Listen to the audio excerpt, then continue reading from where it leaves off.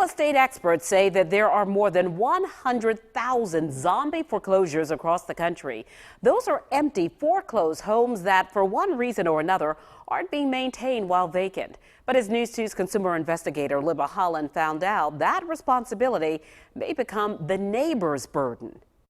A retired couple moves into a home in Hanahan, hoping to enjoy the neighborhood's southern charm. And they have, for the most part, except for the 2 vacant foreclosed homes next door. It's unsightly. The trees need to be trimmed, the shrubs need to be trimmed. When Virginia Rowland moved into her Hanahan home, she knew the 2 houses to her right were foreclosures. We didn't give that too much thought because we thought when the real estate market came back that they would be sold. Several years later, they're still empty, one since 2011 and one since 2008. We get snakes and rats sometimes in our yard from that property over there. Not something you would choose to live next to long term.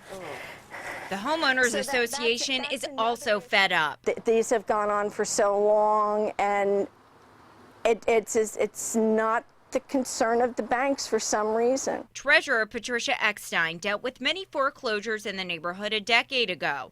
All of them were sold again, except for 2. These 2 are our worst nightmare. She says the homes became so unsightly, the HOA felt it needed to take over some of the property maintenance. But it's still not our property. We're stepping on it to cut it, but to maintain the rest of the structure that somebody else has let go. If we get hurt or somebody gets hurt, it's our liability.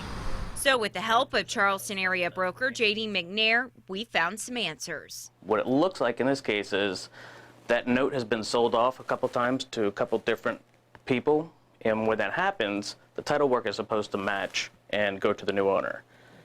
And since 2 of the companies that were in it actually went out of business and one was filed bankruptcy, the people don't have a clear chain of title.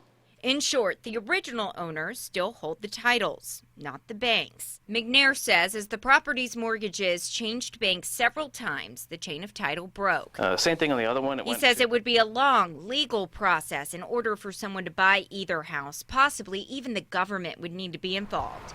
And after all that, would a $215,000 home that sat empty for so long really be worth it? The thing that they want to look out for is if the bank didn't maintain the property or if it sat for a while. And if it sat for a while, were the utilities on? Were they off? Because if they weren't on, then that's not good for a house. McNair says before you purchase a foreclosure, understand the condition the home's in. Make sure you have a very thorough home inspection. If the utilities weren't on, you can have some termite damage. You're going to run into issues where the sheetrock, mold. McNair says homes like these in Hanahan, called zombie homes, are rare. I would say that every neighborhood is probably going to have 1 or 2 of them that have been bought anywhere from 2006 till 2010. And these neighbors say they're hard to hide. We would just really like to have the homes sold, maintained, have people move in them. Get your act together and do something with it. The owners that apparently still have the titles both live in California, and so far we haven't been able to reach them. To learn more about so-called zombie homes, find my web story online at countont2.com. In the studio, Libba Holland, News 2.